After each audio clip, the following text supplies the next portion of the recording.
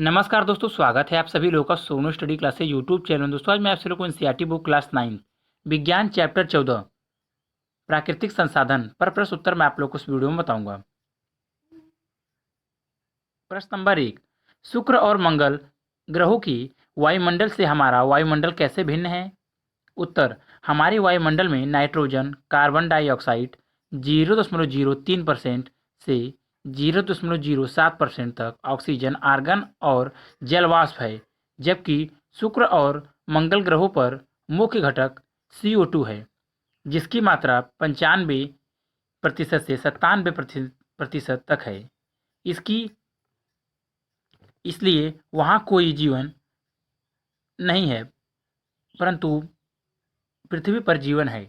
प्रश्न नंबर 2, वायुमंडल कंबल की तरह कैसे कार्य करता है? उत्तर, वायुमंडल कंबल की भांति निम्न तरीकों से कार्य करता है। वायु, ऊष्मा और कुचालक है। वायुमंडल पृथ्वी के औसत तापमान को दिन के समय तथा पूरे वर्ष भर लगभग नियम स्थित रखता है। दिन के तापमान को अचानक बढ़ने से रोकता है तथा रात के समय ऊष्मा को बाहरी अंतरिक्ष में जाने से रोकता है। वायुमंडलीय ओजोन परत सूर्य के हानिकारक विकिरण को स्थल पर आने से रोकता है तथा उससे उसके हानिकारक प्रभाव से बचाता है। प्रश्न नंबर 3, वायु प्रवाह पवन के क्या कारण है? उत्तर, स्थल तथा जल के ऊपर असमान रूप में वायु के गर्म होने के कारण ही पवनें उत्पन्न होती हैं। जल वाष्प जीवित प्राणियों के क्रियाकलापों और जल के गर्म होने के कारण बनती है। वायुमंडल में जल वाष्प का बनना तथा वायु के गर्म होने के कारण पवन उत्पन्न होती है। जमीन के ऊपर की हवा जल्दी गर्म होकर ऊपर उठने लगती है और समुद्र के ऊपर की हवा इस ओर आती है, क्योंकि जमीन के ऊपर निम्न दाब का क्षेत्र बनता है। इसके अलावा पृथ्वी की घूर्णन गति तथा पवन के मार्ग में आने वाली पर्वत श्रृंखलाएं भी हवा के बनने और इसकी दिशा को प्रभावित करती हैं।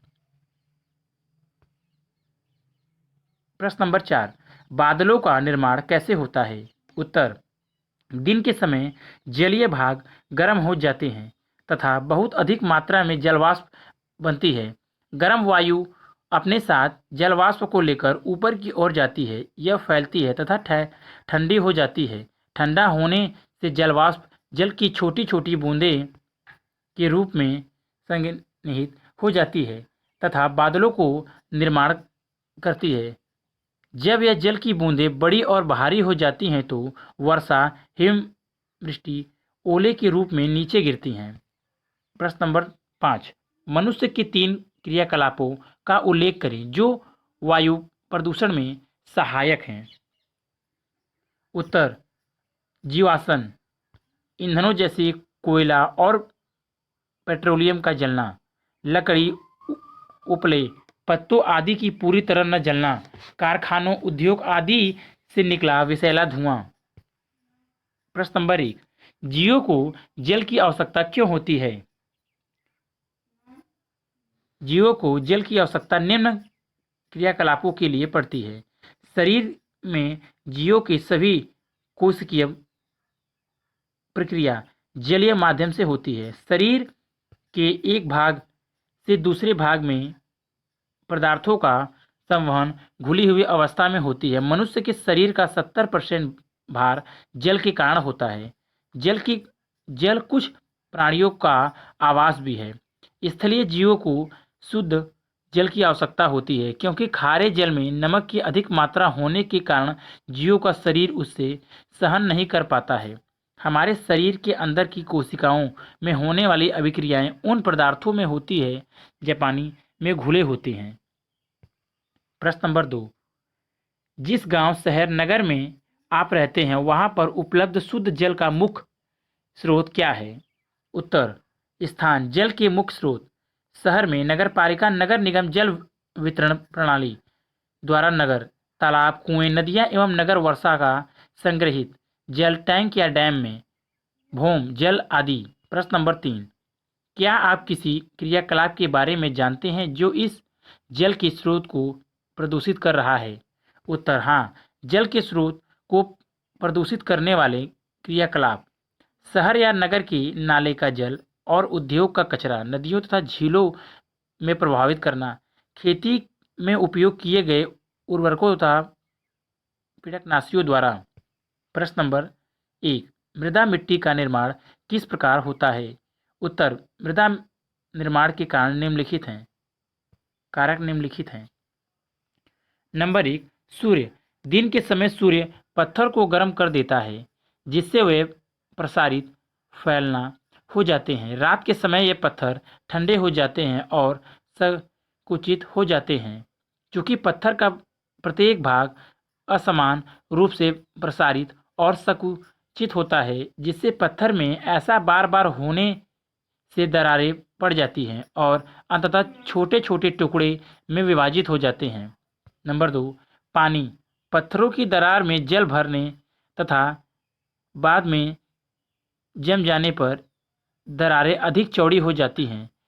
बहता जल कठोर पत्थरों को भी तोड़ देता है तथा उन्हें अपने साथ बहा ले जाता है। यह पत्थर आपस में टकराकर छोटे छोटे कणों में बदल जाते हैं। जल पत्थरों के इन कणों को अपने साथ ले जाता है और आगे निक्षेपित कर देता है, जिससे मृदा का निर्माण होता है।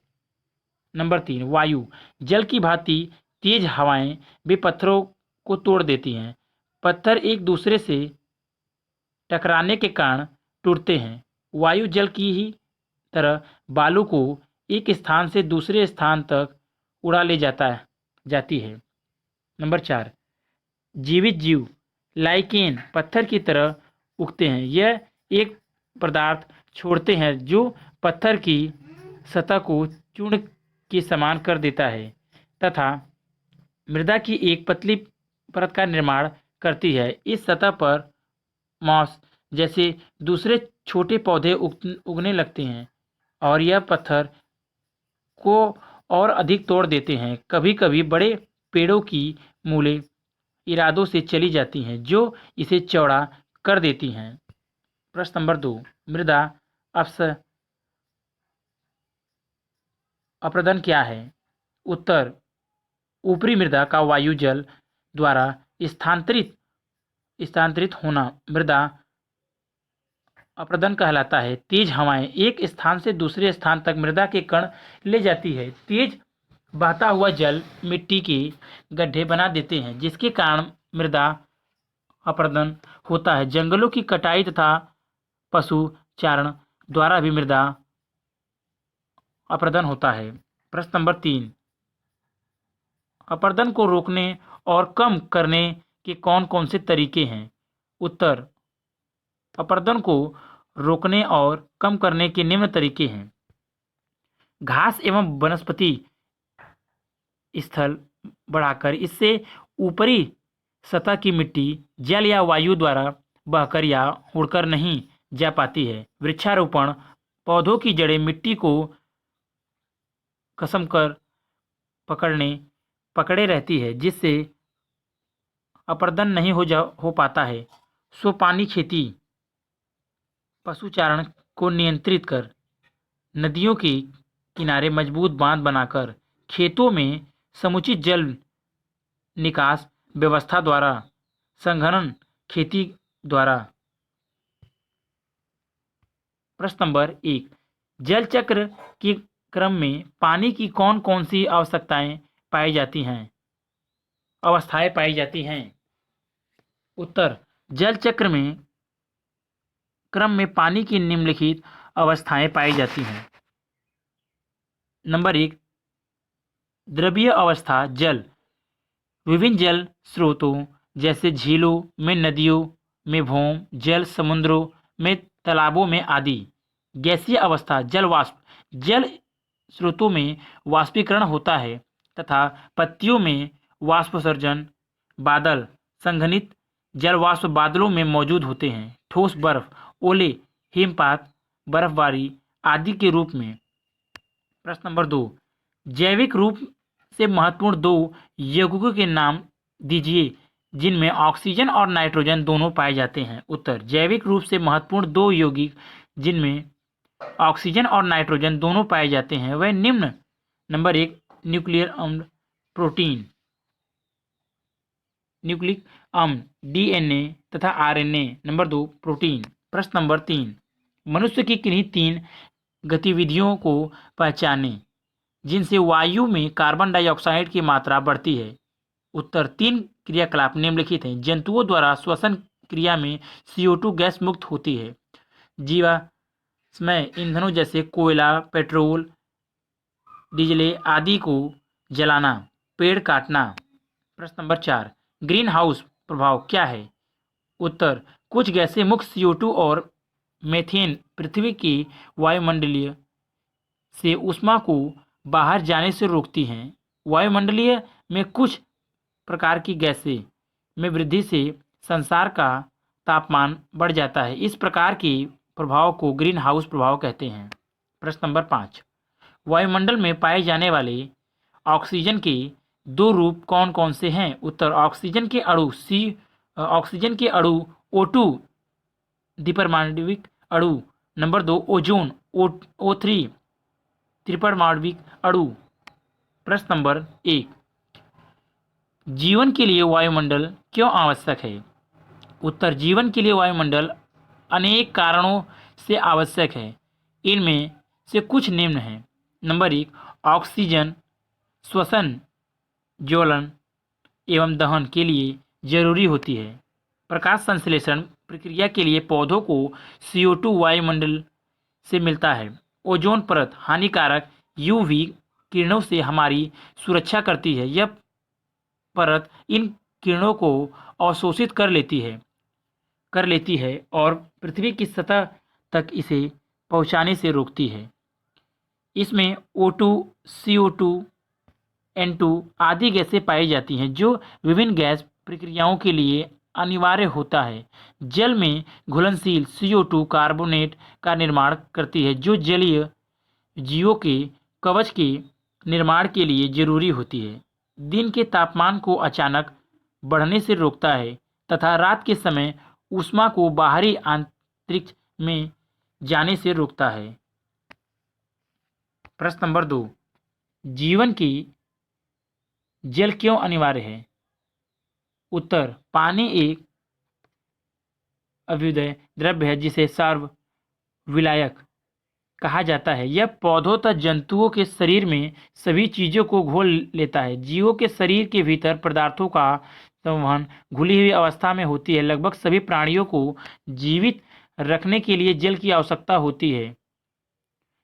जल कुछ जंतुओं पौधों हेतु आवास का कार्य करता है। हमारे शरीर के अंदर सभी कोशिकीय प्रक्रिया जलीय माध्यम में होती है। पौधों को सिंचाई के लिए पानी आवश्यक होता है जिसके कारण ही बीजों का अंकुरण संभव होता है। हमारे शरीर के भार का 70% जल के कारण है। पानी का उपयोग पीने, नहाने धोने, सफाई करने, मछली संवर्धन, दवाई बनाने जैसे अनेक कार्यों में होता है। जलीय जंतु जैसे मेढक, मछली आदि जल में घुली हुई ऑक्सीजन द्वारा श्वसन क्रिया संपन्न करते हैं।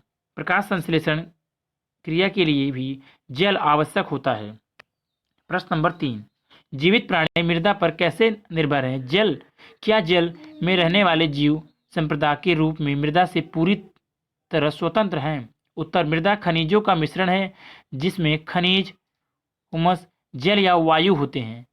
पौधे अपना खनिज पोषक तत्व जल, वायु, मिट्टी से प्राप्त कर भोजन बनाते हैं। शाकाहारी जीव पौधे पर तथा मांसाहारी जीव शाकाहारी जीवों पर निर्भर करते हैं। इसके अलावा मृदा में अनेक जीव जैसे केंचुए, चींटियां, दीमक, बैक्टीरिया और फंजाई आदि भी पाए जाते हैं। जलीय जीव भी मृदा से पूरा स्वतंत्र नहीं हैं, वे भी मृदा पर निर्भर करते हैं। सूक्ष्म जीव जैसे फंजाई, बैक्टीरिया जो समुद्र के निचले परत में पाए जाते हैं। सड़े गले जीवों कार्बनिक पदार्थ को विघटित कर अकार्बनिक पदार्थ खनिज में बदल देते हैं। एक खनिज जल में घुलकर जलीय पौधों के लिए पोषक तत्व प्रदान करती है और अप्रत्यक्ष रूप से जंतुओं को भी। इसके अलावा पोषक तत्व मृदा से बहकर भी जल में चले जाते हैं। प्रश्न नंबर 4, आपने टेलीविजन पर और समाचार पत्र में मौसम संबंधित रिपोर्ट को देखा होगा। आप क्या सोचते हैं कि हम मौसम के पूर्वानुमान के समक्ष हैं? उत्तर हाँ, हम मौसम के पूर्वानुमान के समक्ष हैं। वर्षा का पैटर्न पवनों के पैटर्न पर निर्भर करता है, इसलिए निम्न दाब तथा उच्च दाब के क्षेत्र का अध्ययन करके वर्षा का पूर्वानुमान कर सकते हैं। अतः किसी स्थान के तापमान, आर्द्रता, वायु की गति तथा कंप्यूटर में संग्रहित पूर्व वर्षों के डाटा के आधार पर मौसम वैज्ञानिक मौसम के पूर्वानुमान में समक्ष होते हैं। इसमें सैटेलाइट भी महत्वपूर्ण भूमिका निभाता है। प्रश्न नंबर 5, हम जानते हैं कि बहुत सी मानवीय गतिविधियां वायु, जल एवं मृदा के प्रदूषण स्तर को बढ़ा रहे हैं। क्या आप सोचते हैं कि इन गतिविधियों को कुछ विशेष क्षेत्रों में सीमित कर देने से प्रदूषण के स्तर को घटाने में मदद मिलेगी? उत्तर हाँ, प्रदूषण के स्तर को घटाने में कुछ अंश तक सहायता मिलती है।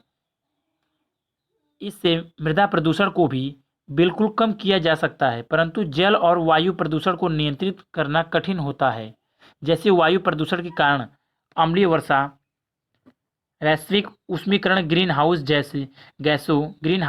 गैसों CO2 मीथेन के कारण होता है।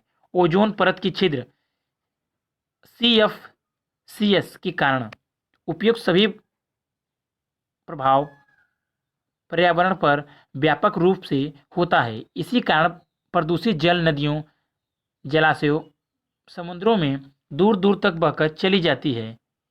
भूमजल, नालों, उद्योगों के कचरे, कृषि में प्रयुक्त कीटनाशकों, उर्वरकों द्वारा बड़े क्षेत्र को प्रभावित करती हैं। प्रश्न नंबर 6, जंगल वायु, मृदा तथा जलीय स्रोत की गुणवत्ता को कैसे प्रभावित करते हैं? उत्तर जंगल की भूमिका वायु, यह प्रदूषण को अवशोषित कर वायु का शुद्धिकरण करता है। CO2 और O2 का समुचित अनुपात बनाए रखने में सहायता करता है। प्रकाश संश्लेषण द्वारा यह वाष्पोत्सर्जन क्रिया द्वारा बादल निर्माण तथा आसपास के परिवेश का तापमान कम करता है। मिट्टी मृदा, पौधों की जड़ों मिट्टी को मजबूत से जकड़े रहती हैं, फलत यह मृदा अपरदन को नियंत्रित करती है। मिट्टी की गुणवत्ता पौधों और जंतुओं में मृत अवशेषों को विघटक द्वारा उसमें निर्माण से अच्छी होती है। मृदा के ऊपर वनस्पति होने के कारण मिट्टी के अंदर जल रिसाव अच्छी तरह होता है, जिससे भूमजल के स्तर में वृद्धि होती है। भूमि का खिसकना नियंत्रित होता है। जंगल के कारण वर्षा अधिक होती है। बाढ़ नियंत्रण में सहायता करता है। भूमजल में वृद्धि करता है। जल चक्र और पृथ्वी के तापमान का नियमन करता है। अगर वीडियो अच्छी लगी तो वीडियो को लाइक करें, शेयर करें, कमेंट करें और नेक्स्ट वीडियो के लिए चैनल को सब्सक्राइब जरूर करें। Thank you for watching.